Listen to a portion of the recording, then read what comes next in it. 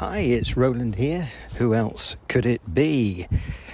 Thank you for being a subscriber and listener to the podcast. If you're not a subscriber yet, well, just click that subscribe button. It'd be great to have you on board. It's a while since I've done a podcast, so actually I'm out and about today. I'm staying in Chesterfield in Derbyshire with my daughter. They've needed some assistance. Her husband's in hospital, so hi Craig if you're listening to this and you're still there. Hopefully you're not by the time it's published, but if you are, a big hello to you. Because we've got a 4-year-old grandson to look after, and my daughter's had an operation as well, so it's all been go, and hence over the past few months very difficult to get a lot of material out onto Substack or even my YouTube channel. So I'm just walking past some allotments now where one gentleman has got sheep. I've got some sheep here. There's normally a pot-bellied pig as well, but he's not around at the moment, and some goats, but the sheep are just in the shade of the trees. It's a sunny day.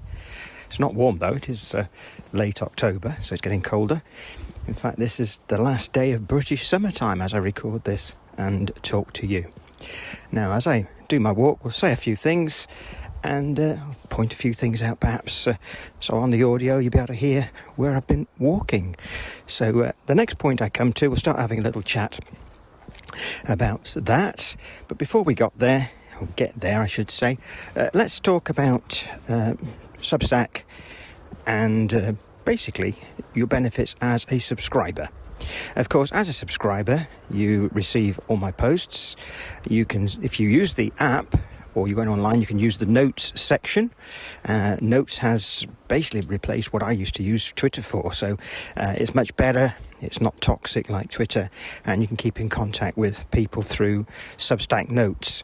There's also Substack Chat, where we can talk about any particular article I've written or any other subject. We can go in there and do that. So that's a nice thing to use. So download the app if you haven't got it yet on Substack. That's great on your phone or iPad or other Android devices, of course, it will take as well. So try that out. Now, what else can we talk about? Well, there's a number of things, really. Just coming to a junction here. Right, we'll just turn this way. And I'll be back in a second. Right, just stopped and had a little chat with a lady sat on a bench there, preparing herself to go up the next steep hill here. It's very hilly in Chesterfield, so when you go up one hill, you're down another and then up again. So it's a series of valleys all interconnected. So back to Substack. As you've noticed, it's now Roland's Travels and Notebook. I am producing articles about using not just notebooks but anything analog, how to manage our lives better without digital input, and a few other topics every now and again thrown in just for good measure, things I'd record in my notebook. I hope you'll stay a subscriber to that. Anyone who's a subscriber to Roland's Travels will automatically now be a subscriber to the notebook, but if it's not for you, you can just unsubscribe from that element only. I will also eventually get round to producing a podcast, a separate one for the notebook as well. So I hope you'll enjoy that. So at the moment I'm climbing a steep hill. There's a van just pulling away on the other side of the road. And this is where you can feel the lungs working in Chesterfield. This was a town full of industry. And I'll stop recording for a minute and switch on again when I reach a viewpoint I can tell you about. See you soon.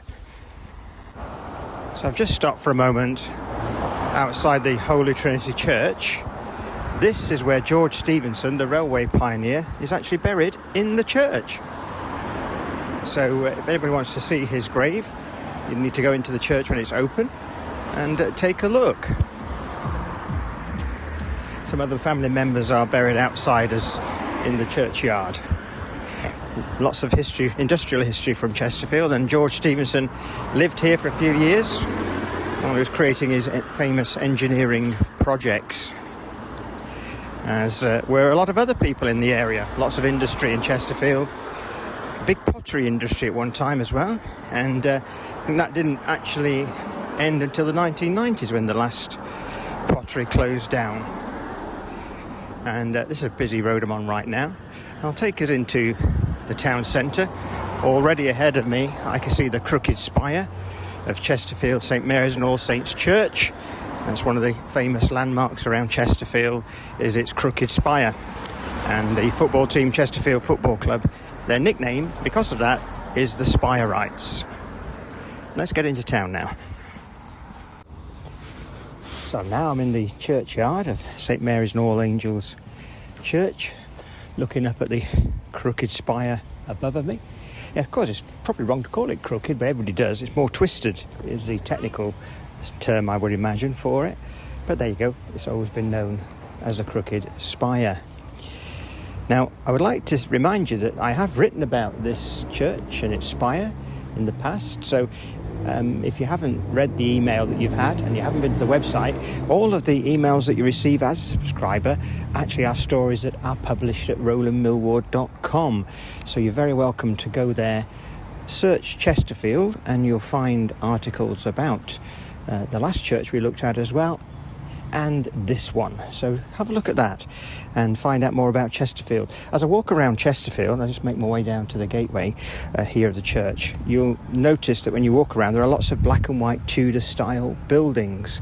Now, these buildings are not as old as they look. They are in fact mostly in the 1920s, but have that sort of Shakespearean look, the Tudor style that you would find in Stratford-upon-Avon or the village of Laycock, which are genuinely old.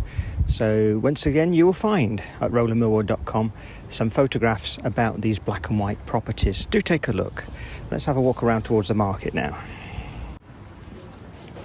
Chesterfield is a town, like many others, that have been affected by not just the economy, but the way the retail trade works. Many empty shops, which is sad to see.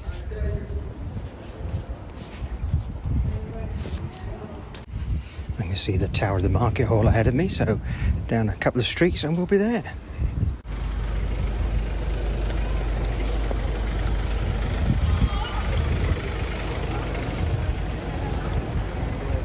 I've arrived at the market. You can hear the sounds as we go through. More people down here.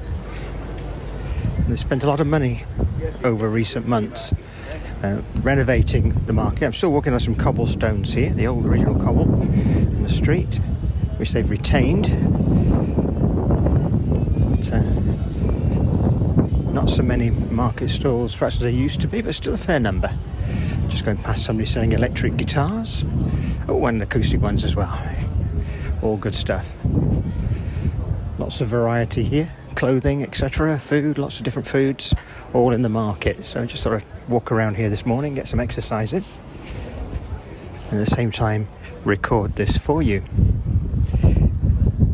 More to come. I hope to do more interviews. You'll go back on the old podcast and find we did quite a lot of interviews. So if you're a traveller, or if you're into notebooks and finding different ways of using analogue tools or managing digital ones better, get in touch and perhaps we can record a podcast together. It could be on video or just audio, as you prefer, and share that with everyone to enjoy. I want to thank you all for listening. If you're not subscribing to the podcast or to Roland's Travels on Substack, do so right away.